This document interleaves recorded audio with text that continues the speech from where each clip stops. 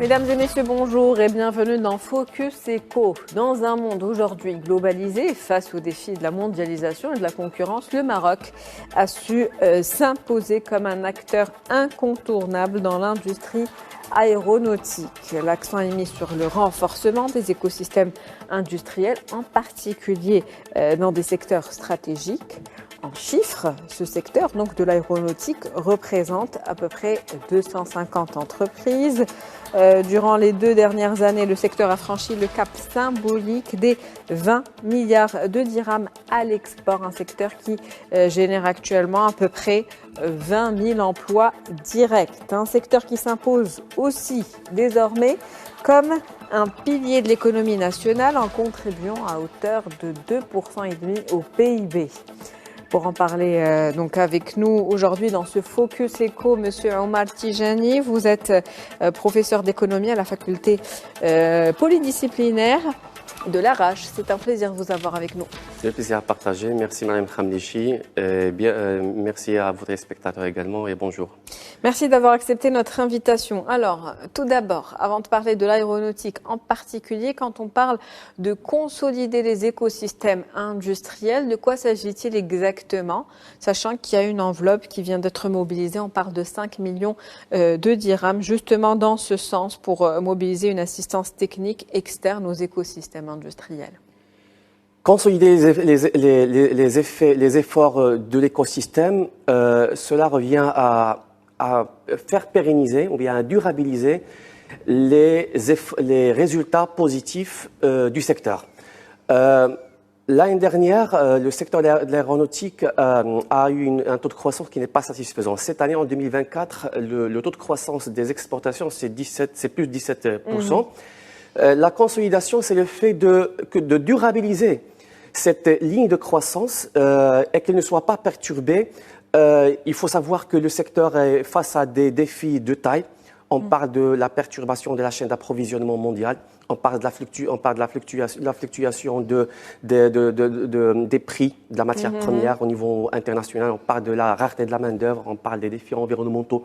Alors le secteur, il se porte bien au Maroc, mais il n'est pas à l'abri des fluctuations macro de l'écosystème international et mondial. Également les enjeux de la demande internationale. Le fait de consolider l'écosystème, cela veut dire, on va simplifier, de garder les entreprises multinationales au Maroc, qui ne partent pas, qui restent au Maroc. Sachant entre parenthèses qu'il y en a certaines entreprises qui, des fois, ils déménagent, ils reviennent à on appelle ça le phénomène de la relocalisation, et attirer d'autres entreprises étrangères, d'autres firmes multinationales étrangères, et remplir, entre parenthèses, Midpark, qui est à côté de Nouassar, et construire des extensions de ce cluster aéronautique marocain. Un certain nombre d'entreprises étrangères, mais également impulser une dynamique au niveau des PME marocaines, n'est-ce pas? Oui, oui, les PME sont... Pour les intégrer dans cet écosystème. Exactement. Alors, l'écosystème aéronautique est constitué majoritairement des firmes multinationales. Les entreprises marocaines, notamment les PME, sont plutôt des sous-traitants.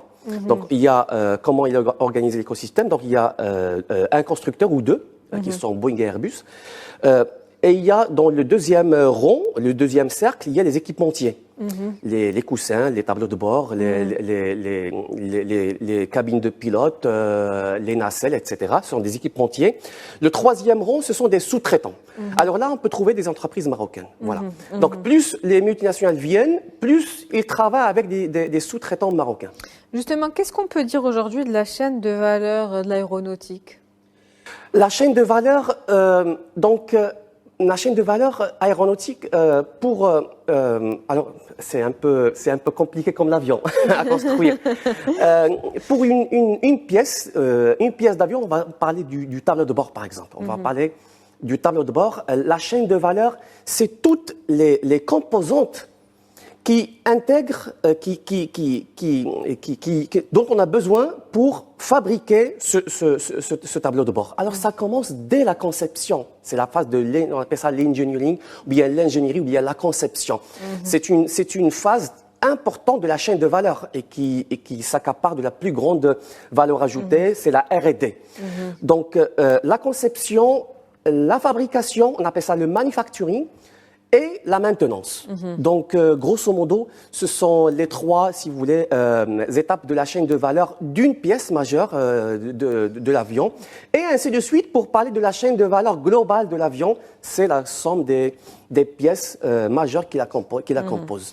Donc, conception, fabrication, maintenance, ce sont les maillons clés de la chaîne de valeur aujourd'hui au niveau du secteur aéronautique. Oui. Vous avez parlé tout à l'heure de groupes importants internationaux qui sont présents au Maroc. Vous avez parlé également d'équipementiers. Comment essayer de relocaliser peut-être un certain nombre d'activités liées à ce secteur vers le Maroc aujourd'hui? Alors maintenant, le travail il est de plus en plus facile. Pour aller au-delà de ce que vous disiez tout à l'heure quand vous parliez donc des entreprises marocaines comme étant des sous-traitants. Oui, alors le défi pour les PME marocaines, c'est de remonter la filière. C'est ça. Donc voilà, une entreprise marocaine qui travaille en partenariat, qui est un sous-traitant entre guillemets d'un donneur d'ordre étranger à Midpark, doit essayer de remonter la filière, c'est-à-dire faire le travail de son donneur d'ordre, c'est-à-dire augmenter la valeur ajoutée du produit qu'il livre. Donc, aller donc vers la conception et la fabrication. Oui, c'est ça. Plutôt que les services de... Ou en complément de ces services. Oui, voilà. Complémenter son donneur d'ordre. Et c'est ça, le marché il est concurrentiel, il faut remonter dans la filière. Au Maroc, je rappelle que la chaîne de valeur, c'est un continuum. C'est un continuum. Il y a des entreprises qui font des travaux, entre guillemets, sans grande valeur ajoutée. On fait du piercing, ils percent de la tôle, ils renvoient ça aux clients, jusqu'à la plus grande valeur ajoutée où on conçoit carrément des tableaux de bord embarqués, on conçoit des pièces de moteurs, voire des moteurs tout entiers. C'est le groupe canadien Pratt Whitson, je crois, il s'est récemment implanté à Midpark et qui fabrique carrément des moteurs d'avion dans le royaume. Donc, pour la PME marocaine, il faut essayer de progressivement enrichir le métier qu'elle fait du moins valeur ajoutée jusqu'à la plus grande valeur ajoutée. Et c'est un défi.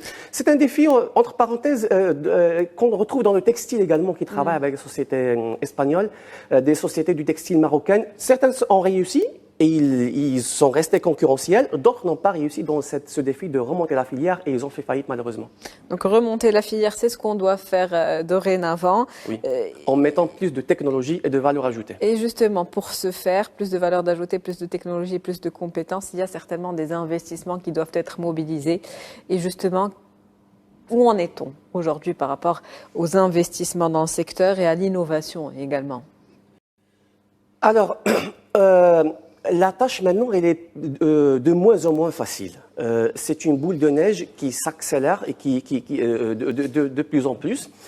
Je rappelle, si vous me permettez, Madame Khamichi, ce que nous vivons maintenant, le 17% de taux des exportations et le 21 milliards de dirhams à l'exportation, 21 000 emplois et 140 entreprises, ce n'est pas le fruit de maintenant. C'est 25 ans de travail acharné du royaume, de l'État. C'est un chantier transgouvernemental qui a commencé depuis 1999 avec le plan national d'accélération industrielle, suivi par le plan d'accélération industrielle 1 et le PAI 2. Donc maintenant, le champ il est fertile pour travailler.